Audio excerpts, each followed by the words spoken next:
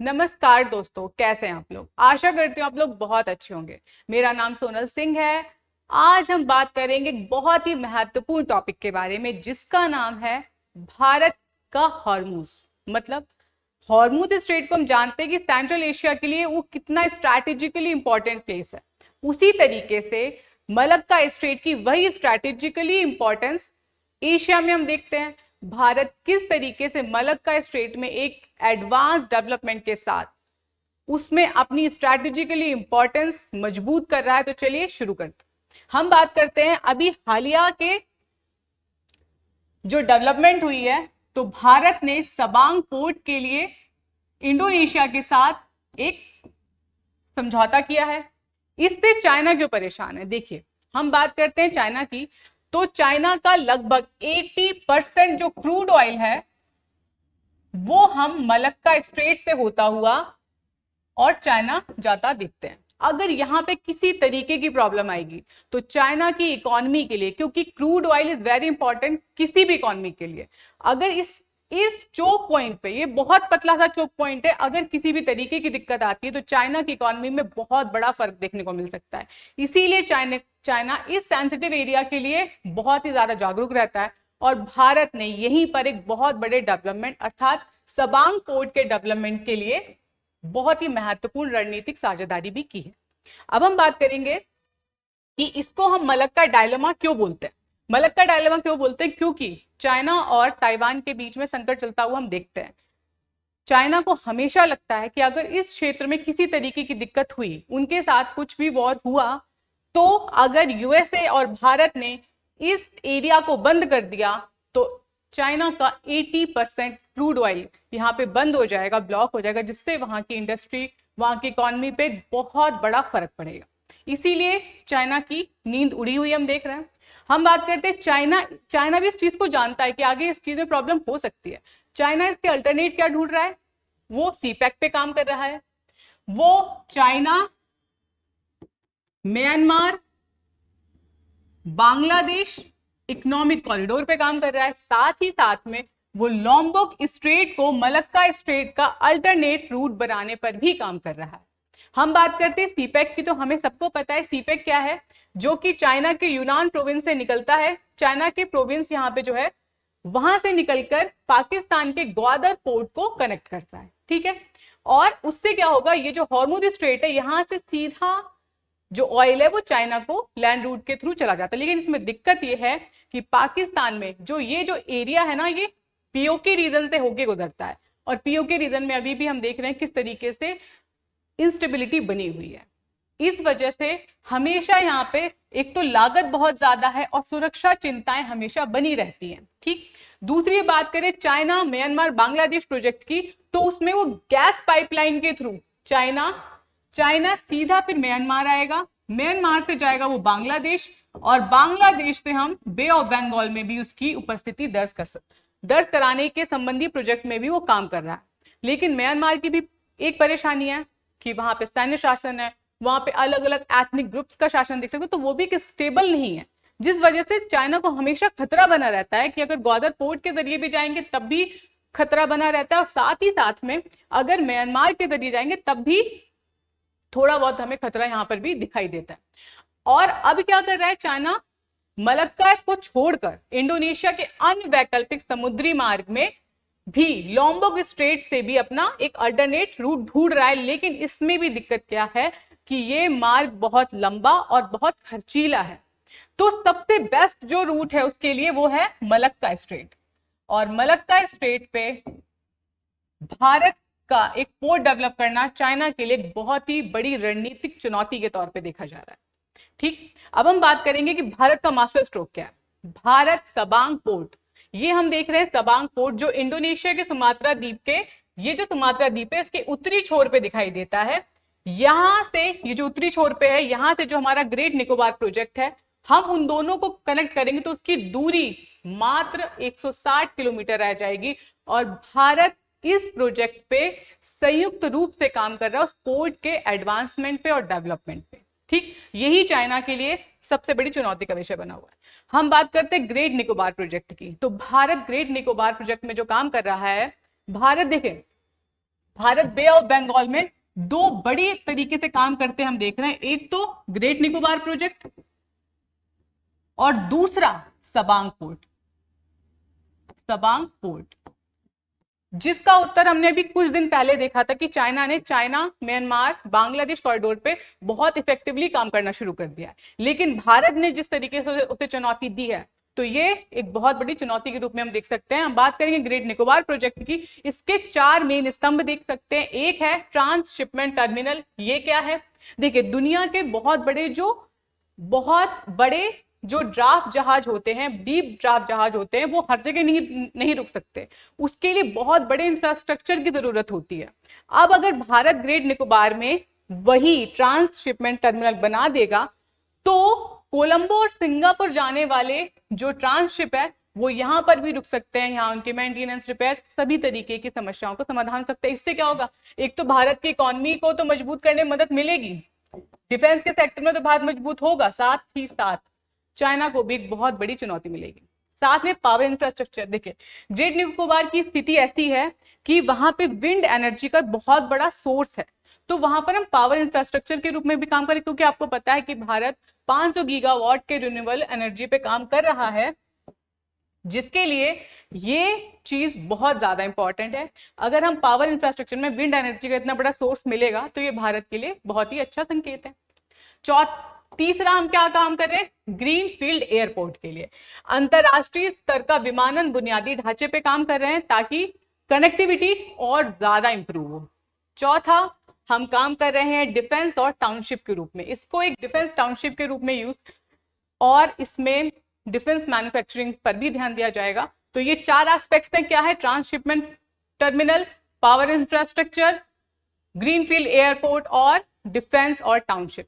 4 aspect पे हम अपने ग्रेट निकोबार प्रोजेक्ट पे काम कर रहे हैं और हम हिंद महासागर में अपनी स्थिति को सुदृढ़ करने का प्रयास कर रहे हैं। ये हमारा प्रोजेक्ट ऑलरेडी चल रहा है। अब बात करते हैं चाइना के पास इस समय इतनी समस्याएं क्यों आ रही हैं। देखिए, चाइना हमेशा दूसरों की संप्रभुता में अतिक्रमण करना उसकी आदत रही है। अगर हम बात करें चाइना की स्थिति, अगर ये बीच में चाइना है तो पूर्व में जापान है, जापान और अमेरिका के बीच में हम लोग सैन्य संगठन देखते हैं और साथ में क्वाड जैसे अंतरराष्ट्रीय संगठन भी देखते हैं। यहाँ पे उसे जापान की चुनौती मिलती है। दक्षिण पूर्व की बात करें तो ताइवान स्ट्रेट पे निरंतर तनाव ताइवान को लेके बना रहता है। साथ ही साथ में अगर हम साउथ की बात करें तो साउथ चाइना सी पे फिलीपींस के साथ विवाद, ये सब भी हमें देखने को मिलता है। साथ में अब पश्चिम में जब भारत का अंडमान निकोबार कमांड और साथ में सामने, क्योंकि हम ग्रेट निकोबार जो प्रोजेक्ट है ना उसमें हम अंडमान निकोबार कमांड को और ज्यादा सुदृढ़ करने पर भी काम कर रहे हैं। और इंडोनेशिया का सबांग पोर्ट चीन की दुखती रग पर पूरी तरीके से हाथ रखने जैसा होता है। अब हम बात करते हैं दूसरे पे आते हैं कि ये क्या सिर्फ चाइना को चुनौती देने के लिए नहीं, चाइना को चुनौती देने के लिए जरूर है, साथ ही साथ में भारत की विदेश नीति को सुदृढ़ करने का भी एक तरीका है। ये एक्ट ईस्ट 2.0 इसे कहा जा रहा है। ऐसा क्यों कहा जा रहा है?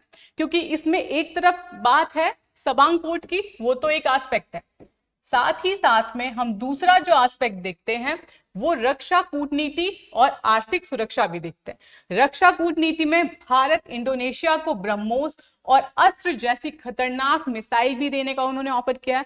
बात करें ब्रह्मोस की तो ये सबको पता है कि ये डीआरडीओ और रशिया के सहयोग से बनाई गई है और ये सुपरसोनिक क्रूज मिसाइल देखने को मिलती है। क्रूज मिसाइल की खासियत ये होती है कि ये अपना मार्ग बदलने में भी सक्षम होती है, जिसके कारण से इसकी मारक क्षमता और इसकी पिन पॉइंट आक्रमण करने की क्षमता बहुत ज्यादा बढ़ जाती है। अस्त्र मिसाइल की बात करें तो ये एयर टू एयर मिसाइल होती है, एयर टू एयर मिसाइल है, जिसको भी डीआरडीओ ने बीडीएल के साथ भारत डायनामिक लिमिटेड के साथ मिलकर बनाया है। ये दोनों चीजें आपको बहुत इंपॉर्टेंट है, ठीक है। इसकी जो मारक क्षमता है लगभग 80 से 100 किलोमीटर के आसपास हमें देखने को मिलती है। भारत एक तरफ सबांग पोर्ट पे काम कर रहा है, स्ट्रैटेजिक लोकेशन पे काम कर रहा है, साथ ही साथ डिफेंस मैन्युफैक्चरिंग जो भारत इतना अच्छे स्तर पे कर रहा है, डिफेंस भारत का डिफेंस एक्सपोर्ट जिस तरीके से बढ़ रहा है उस पर ये कदम भी बहुत ही महत्वपूर्ण साबित होगा। डिफेंस अगर किसी भी कंट्री का एक्सपोर्ट बढ़ता है, एक्सपोर्ट बढ़ेगा तो क्या होगा, वहां पे जो करंट अकाउंट डेफिसिट है वो भी कम होगा। तो ये भारत के लिए दो तरफा फायदा हम देख सकते हैं। साथ ही साथ बात करें आर्थिक सुरक्षा की, तो भारत दोनों देशों ने मिलकर क्रिटिकल मिनरल्स पर भी सप्लाई चेन पे काम करने की भी बात कही है। क्रिटिकल मिनरल्स बहुत इंपॉर्टेंट होते हैं। अभी हम देखते हैं कि चीन की उस पर एक प्रभुता दिखा, एक तरफा जो उसके आधिपत्य देखने को मिलता है। तो अगर भारत और इंडोनेशिया दोनों मिलकर इसके लिए काम करेंगे तो एक बहुत ही ग्लोबल सप्लाई चेन मेंटेन करने भी बहुत ही महत्वपूर्ण कदम साबित हो सकता है। अब हम बात करेंगे कि भारत के साथ क्या क्या समस्याएं आ सकती हैं। देखिए, भारत के साथ दिक्कत क्या है कि एग्जीक्यूशन की धीमी रफ्तार। अगर हम यही चीज हैंगओवर सबमरीन के परिप्रेक्ष्य में देखें तो भारत, पाकिस्तान ने जो चाइना से हैंगओवर सबमरीन लिए उनका लगभग पैक 2016 के आसपास दिखाई देता है। भारत तो 2007 से काम कर रहा था, लेकिन इस तरीके की सबमरीन सोचे 7-8 साल में ऑलरेडी चाइना ने उनको दे दी है, लेकिन अभी हमारी सबमरीन उस स्तर पर अभी एक भी रिक्रूट नहीं हुई है। तो भारत के साथ सबसे बड़ी प्रॉब्लम क्या होती है कि धीमी गति का रहना भारत के लिए एक बहुत ही बड़ी समस्या है। इसको सही समय पे इसका इन प्रोजेक्ट्स का कंप्लीट ना होना एक बहुत ही बड़ी समस्या है, जिसका नीतियों का उचित क्रियान्वयन करने पर जरूर ध्यान देना चाहिए। साथ ही साथ पारिस्थितिकीय संतुलन, इस पर हमने देखा था कितने एनवायरमेंटलिस्ट थे जिन्होंने इस चीज को लेकर प्रोटेस्ट किया था, क्योंकि वहां की ग्रेट निकोबार की बायोडायवर्सिटी, इतने बड़े स्तर पर पेड़ काटे जा रहे हैं जिससे उनकी बायोडायवर्सिटी को खतरा होगा। तो इस चीज में, क्योंकि वहां की जो शिम्पिन और निकोबारी जो जनजाति देखते हैं वो सिर्फ वहीं पाई जाती है, और अगर इतने बड़े स्तर पर पेड़ काटे जाएंगे तो ऑब्वियसली क्लाइमेट चेंज और बायोडायवर्सिटी हनन जैसी समस्याएं भी हमें देखने को मिलेगी। तीसरी देखते हैं कि इंडोनेशिया की स्वायत्तता। इंडोनेशिया ने अभी जो सबांग पोर्ट बनाने की बात हुई है, लेकिन अभी हमें ये मंजूरी नहीं मिली है कि ये सैन्य के रूप में भी, सैन्य जो अड्डे के रूप में भी भारत यूज कर सकता। हालांकि स्ट्रैटेजिकली इंपॉर्टेंट ये बहुत है, तो हमें अभी इंडोनेशिया का पूरा पक्ष भी देखना होगा। तीन चीजें होगी, एक तो एग्जीक्यूशन की धीमी रफ्तार होती है, पारिस्थितिकी असंतुलन, साथ में इंडोनेशिया, एक तो इंडोनेशिया और चाइना का भी व्यापार हम बहुत बड़े स्तर पर देखते हैं। तो अभी इंडोनेशिया किस तरीके से उस चीज को आगे डेवलपमेंट होगा वो भी देखना बहुत जरूरी होगा। अब हम बात करते हैं इसके निष्कर्ष के बारे में, क्यों इसे भारत का हॉर्मूज बोल रहे थे। देखिए, जिस तरीके से China belt and road initiative और साथ ही साथ में स्ट्रिंग ऑफ पल्स के थ्रू भारत को चारों तरफ से घेरने का प्रयास कर रहा है। यहाँ पे ग्वादर पोर्ट देख सकते हैं, यहाँ पे हम्बनटोटा देख सकते हैं, बांग्लादेश में भी पोर्ट बना रहा है, यहाँ पर क्यों कफ्यू पोर्ट बना रहा है। तो ये किस तरीके से भारत को घेर रहा था, उसी के जवाब में अगर हम देख सकते हैं भारत भी अपनी मैरीटाइम, अगर भारत की उपस्थिति ग्रेट निकोबार प्रोजेक्ट पे हो जाएगी, साथ में साधन सबांग पोर्ट पे यहाँ देखेंगे, तो भारत भी उसी तरीके से कि अगर किसी तरीके की दिक्कत आएगी, किसी भी देश का 80% क्रूड ऑयल अगर एक रास्ते से जा रहा है और अगर आपकी वहां पर रणनीतिक पहुंच सुनिश्चित हो रही है, तो एक बहुत ही बड़ा स्ट्रैटेजिकली एडवांसमेंट आपको मिलेगी। क्योंकि पता है क्या, 21वीं सदी की कोई भी महाशक्ति है ना, वो सिर्फ मिसाइलों से ही वो चीज तय नहीं होगा कि उसके पास कितने हथियार हैं, कितनी मिसाइल है, बल्कि एक अर्थव्यवस्था में भी जो बहुत ही महत्वपूर्ण चोक पॉइंट्स हैं, अगर उनपे आपकी रणनीतिक स्थिति मजबूत है तो वो भी बहुत ही इंपॉर्टेंट हम सब्जेक्ट के रूप में देख सकते हैं।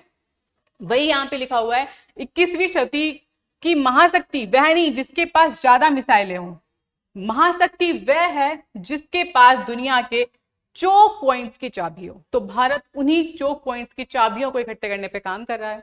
ये वीडियो आपको कैसा लगा हमारे कमेंट बॉक्स में जरूर साझा करें, वीडियो को लाइक करें, चैनल को सब्सक्राइब करें और इसी तरीके के इंफॉर्मेटिव वीडियो के लिए जीएस वर्ल्ड के ऑनलाइन प्लेटफॉर्म से जुड़े रहें। जय हिंद, जय भारत।